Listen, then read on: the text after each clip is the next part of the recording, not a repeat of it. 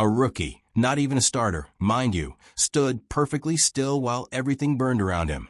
And somehow, that stillness felt louder than all the chaos. Welcome to another episode of Browns Being Browns, where hype meets heartbreak and talent goes to die. The latest disaster didn't just sting, it felt spiritually exhausting. The Browns, with their stacked roster and preseason swagger, walked into a game that should have been manageable, and left looking like they had no business even dressing out.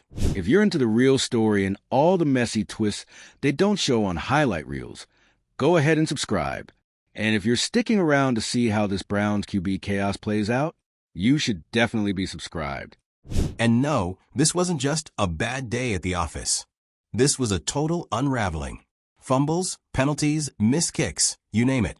Every time they were handed a chance to claw back, they tripped over their own shoelaces. Again, it's like watching someone try to defuse a bomb with a sledgehammer. But here's the twist that no one saw coming. Shedeur Sanders. Yep, that Shedeur, Deion Sanders' son, fresh out of college, quietly sitting in the locker room, not even starting yet. No headlines, no touchdowns, no post-game mic drops. Just presence. While the locker room vibes were pure funeral home, Shedeur didn't flinch. When the rookie kicker, whose late-game shank sealed the Browns' fate, sat there looking like he wanted the earth to swallow him, Shedeur walked over. Calm. Collected. Said a few words we'll never hear, but whatever they were, they worked. Because the look on that kicker's face? Relief. Maybe even hope. Now pause for a second. Because we need to talk about that. Not about the game. Not about the score. But that moment. That quiet, untelevised, easily missed moment of leadership from a guy with 0 pro starts and every reason to mind his own business. That's what hit different. That's the thing no one expected to see on a team that's allergic to leadership. And that, unfortunately, says everything. Because this franchise doesn't just lose. It melts. When things get tough, the Browns don't tighten up, they fall apart. And we've seen it for years. Big games, primetime moments, playoff chases. This team finds new ways to fold under pressure. Not because they lack talent. Oh, the talent is always there. That's what makes it so maddening. It's the culture that's broken. The wiring. The soul of the operation. Leadership has always been more of a suggestion than a priority in Cleveland. And when you look at the laundry list of bizarre coaching decisions, locker room drama, and epic second-half implosions, it's clear that no one's driving this thing with a steady hand. So when Shedeur Sanders walks into that mess and doesn't absorb the chaos, when he actually brings calm instead of adding to the noise, that's not just a nice story. That's a siren going off. Because let's be real, the Browns have had leaders before. Or, well, guys who should have been leaders. Big personalities. Huge contracts. Flashy stats. But when it came time to lead, to rally, to ground, to inspire, they vanished. Or worse, they became part of the problem. We've seen team captains throwing tablets, head coaches losing the locker room before Halloween, and quarterbacks with the emotional stability of a soap opera villain. It's always been loud, always been reactive, always been about egos. So yeah, when a guy like Shedeur shows up and leads without theatrics, that's new. That's not the Browns we know. And maybe, just maybe, it's a glimpse of what they could be. If they'd only stop repeating the same nightmare script. Because the problem isn't the kicker. It's not the quarterback. It's not the refs or the injuries or some invisible curse from the football gods. It's the environment, the culture. A place where accountability is optional, discipline is inconsistent, and pressure turns everyone into strangers. The Browns are like a 5-star kitchen with no head chef. Incredible ingredients, no recipe. So when the heat rises, the whole thing burns. And no one knows who's supposed to grab the fire extinguisher. This team doesn't just lack leadership. It rejects it. It chews it up and spits it out. And unless that changes, nothing else will. And here's where it gets uncomfortable. Because fixing that hurts. It's not a flashy signing. It's not a new quarterback or a halftime pep talk. It's a full teardown. Front office, coaching staff, culture, everything. You need people who value cohesion over clout, discipline over drama. Players who don't just want to win, but know how to win. And that takes time, patience, commitment. 3 things that don't exactly thrive in the NFL spotlight, where fans want rings and headlines and hope yesterday. But maybe, just maybe, Shedeur is the beginning. Maybe he's the prototype of what this team needs more of. Not just talent, but toughness. Mental, emotional, situational toughness. Guys who don't flinch when the walls start closing in. And let's not act like this is some miracle moment. He didn't win the game. He didn't throw a last-minute touchdown. He just acted like a grown-up in a room full of finger-pointing and panic. But that matters. That could be the seed of something bigger, if the Browns have the sense to water it. But here's the kicker. No pun intended, will they? Because this franchise has a PhD in wasting potential. They've been through coaches like tissues in flu season. They've drafted stars and watched them fade. They've hyped up every new era, like it was the second coming, and buried it 6 months later. This isn't a one-time issue. It's a pattern. And patterns don't change by accident. So yeah, Shedeur Sanders stood still after a blowout loss. But maybe that stillness was a mirror, showing us everything the Browns don't have and everything they could. He wasn't shouting. He wasn't tweeting. He wasn't making it about himself. He was doing what actual leaders do, steadying the ground for someone else to stand on. Imagine that. Now here's where we pause and ask the uncomfortable question, will it matter? Because this moment? It's a spark. But Cleveland has a long history of stomping out sparks before they catch fire. If they want to break this cycle, it can't just be about praising Shedeur in a press conference and moving on. It has to be about building around guys like him, empowering them, following their lead instead of forcing them to conform to a system that hasn't worked in decades. It means reevaluating who's making the calls, who's setting the tone, who's building the locker room. Because if you keep handing the keys to the same types of leaders who treat adversity like a personal attack, you'll keep getting the same results: meltdowns, Monday morning excuses, and fans wondering why they even bother. At some point, it's not bad luck. It's bad design. So here's a wild thought for the Browns front office. Instead of chasing stars and slogans, maybe try chasing stability. Stop trying to shortcut your way to a championship with hype reels and post-game platitudes. Start building from the inside out. And that starts with guys like Shedeur Sanders.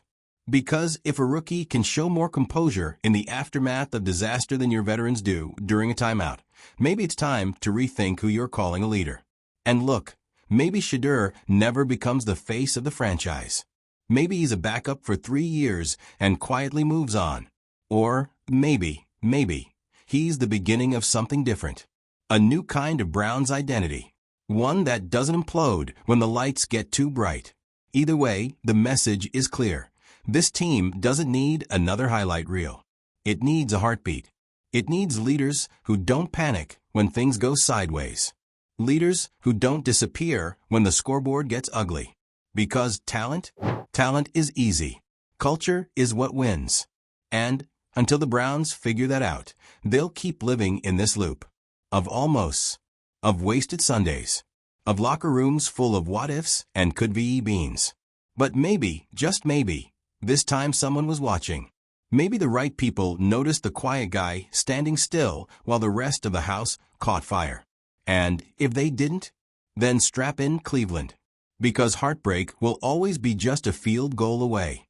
Thanks for watching. If you made it this far without screaming into a pillow, go ahead and hit that subscribe button and drop a comment below.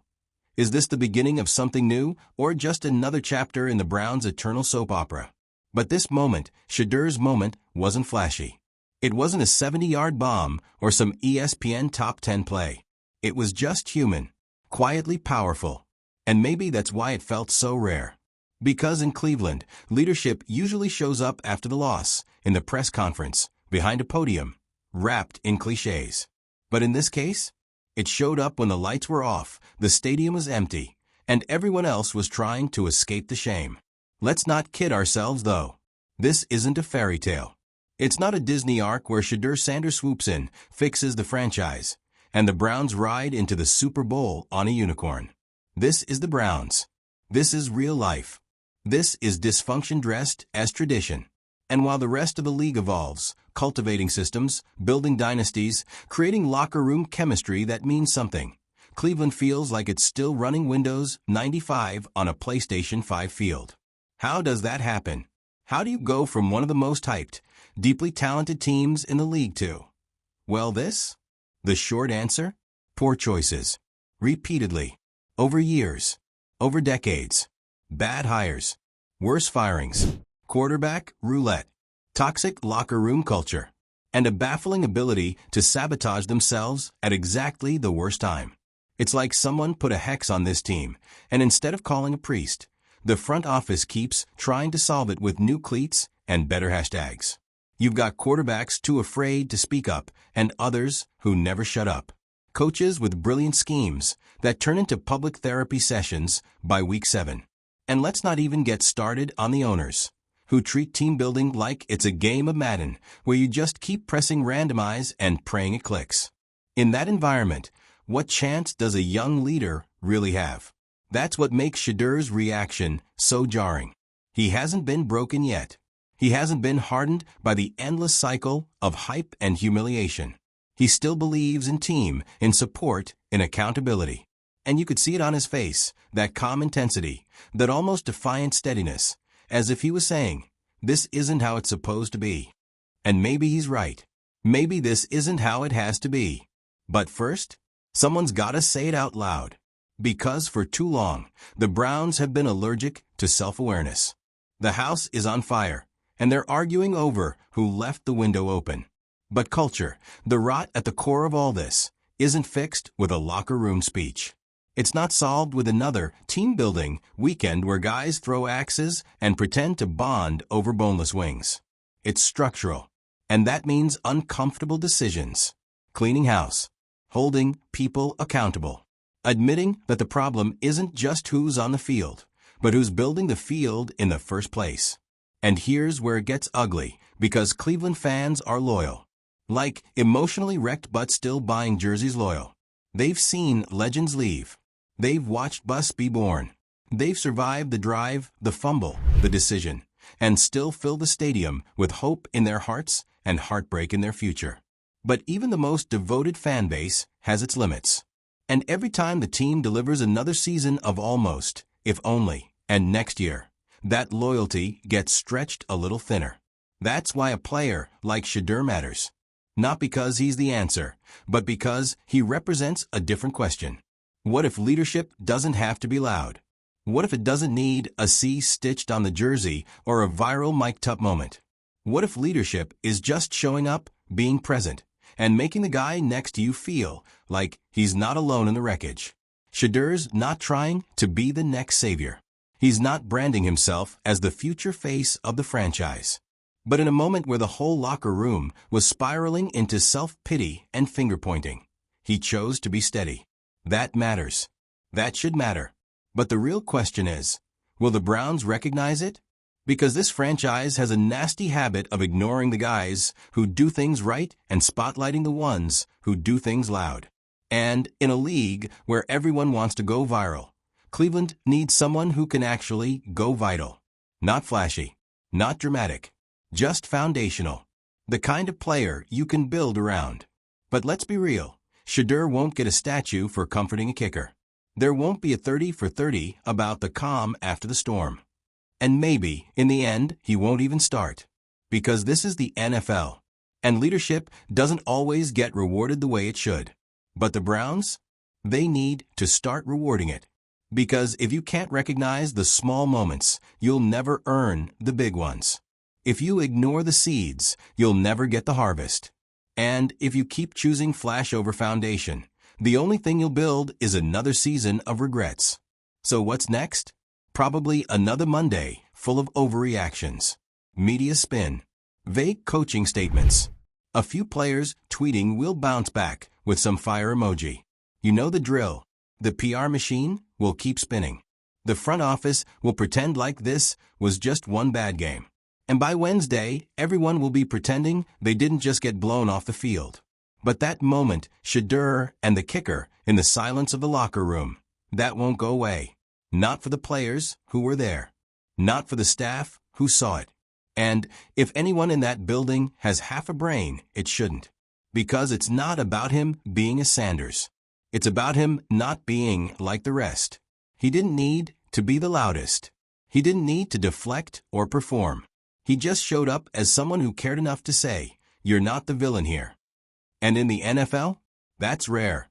So here we are, back at the same old cliff, wondering if the Browns will jump, climb, or once again forget how to walk. But this time, something feels different. Maybe not because of the scoreboard, but because of a moment that didn't make it to TV. A moment that wasn't designed for the cameras. And maybe that's exactly what Cleveland needs more of. Less PR, more presence, less drama, more discipline, less legends, more leaders. Will they get there? Who knows? It's the Browns. They've turned optimism into a Greek tragedy. But if they ever do, if they finally decide to break the cycle and build something real, you'll look back at this game, not because of the loss, but because of the leadership that showed up when no one expected it. And if they don't, then get ready for another year of beautiful rosters, broken hearts, and wasted Sundays. Because talent might win games, but leadership, that wins seasons. And that's not fandom. That's faith. Irrational, slightly delusional, but undeniably powerful faith. The kind of loyalty that billion-dollar franchises don't deserve, but desperately need. The Browns are lucky to have fans like this. But at some point, that loyalty deserves more than false starts and emotional whiplash. It deserves a team that acts like it wants to be better. And not just better in the standings. Not just another 10-win team that flames out in the wild card round with a cute social media video. But better at the core. Built to last. Built on something deeper than hype and draft buzz. A team that has an actual identity beyond tragic potential. That starts with the guys in the building. Not the ones cashing checks and ducking accountability, but the ones who stay after practice. The ones who walk up to a rookie kicker and say, "You're not alone." The ones who don't run when the media storms in or when the fan base is on fire. The ones like Shedeur Sanders. It's easy to overlook guys like him. Rookies with no starting snaps, no flashy narratives. Not yet jaded by the league. But maybe that's exactly what makes him dangerous, in the best way. Because he's not stuck in the Browns cycle yet. He hasn't been infected by the dysfunction. He still thinks teams can win by having each other's backs. He still believes in the idea of team, not just the business of football. And when someone like that shows up in the most broken locker room in the NFL, that's not a coincidence. That's either the start of something or the start of another wasted opportunity. So which one will it be? Because if history's any clue, the Browns have a knack for ruining a good thing. They've sent more promising talent into the abyss than any team in the league. Quarterbacks, coaches, coordinators. All of them walked into Cleveland with dreams and walked out with nightmares. But here's the thing. Shedeur's not walking. He's standing. Literally, figuratively, spiritually. He stood still while his team unraveled. And in that stillness, he showed what the Browns have been missing since what? The 80s? A spine. A conscience. A guy who didn't flinch when everything went wrong. That's the guy you build around. That's the guy you protect. That's the guy you listen to. Because the sad reality? Most teams wouldn't even notice a moment like that. Most teams wouldn't care. They'd chalk it up to character and move on to the next talking point. But Cleveland doesn't have the luxury of being dismissive anymore. They've burned through too many coaches, too many stars, too many excuses. They need to notice. They need to stop chasing personalities and start cultivating people. The kind who won't lose their heads when everyone else is losing theirs. The kind who can change the energy in a room without even raising their voice. But that takes vision. And vision requires leadership at the top. Ownership, GMs, coaches, all pulling in the same direction. Not just managing talent, but mentoring it. Protecting it from the chaos that this franchise has become so comfortable living in. If Shedeur's moment tells us anything, it's that the potential for change is right there. It's not a fantasy. It's not something you need to trade for or draft around. It's in the room already. But if no one nurtures it, if no one builds space for it, it'll die. Just like everything else. And let's not pretend that moment was accidental. That calmness? That wasn't luck. That's a result of upbringing, yes, but also character. You don't fake that kind of poise. You either have it or you don't. And when the lights go out and the boos echo louder than the band, the guys who have it are the only ones left holding the pieces together. Everyone else scrambles for cover. So what does that say about the rest of the Browns? Well, that's the part that stings. Because a lot of these guys are incredible athletes. Some are even good people. But when the moment demands leadership, they vanish. And that's not just a game day issue. That's a culture issue. A temperature set by the people at the top. When leadership is optional, panic becomes policy. And that's where the Browns have lived for far too long. But what if, just what if, they finally said enough? What if, for once, they chose to build around the intangibles instead of the headlines? What if the player they need isn't the loudest voice in the huddle or the most followed on Instagram, but the one quietly keeping the team from imploding in real time? What if the next great Browns era doesn't start with a draft pick, but with a moment? And what if we already saw it? You see, people forget. Legacies don't always begin in end zones. Sometimes they start in the aftermath, in the fallout, when everyone else is looking for a scapegoat, and one guy decides to offer a shoulder instead. Shedeur didn't have to do that. No one expected him to. But he did. Because some players are wired for more than just football. Some players are wired to lead. And when you've got a guy like that in your locker room, you don't wait. You don't hope he develops.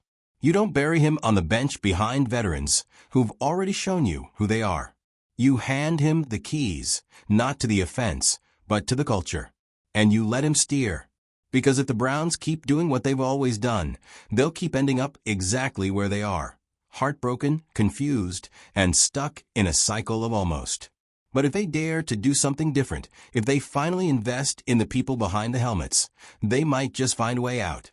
And maybe, just maybe, it all started when a rookie stood still in the middle of a storm and told a teammate, "You're not alone." So what do you think? Are we witnessing the beginning of something real, or just another blip on the Browns' emotional roller coaster? Let's talk about it. Drop your thoughts in the comments below, and hit that subscribe button if you want more unfiltered deep dives into the wildest stories in sports. Because as long as teams keep melting down and chaos keeps knocking, we'll be here to tell you exactly how it really went down. Until next time, stay skeptical, stay dramatic, and for the love of all things sacred in football, someone please give Cleveland a win they don't immediately regret.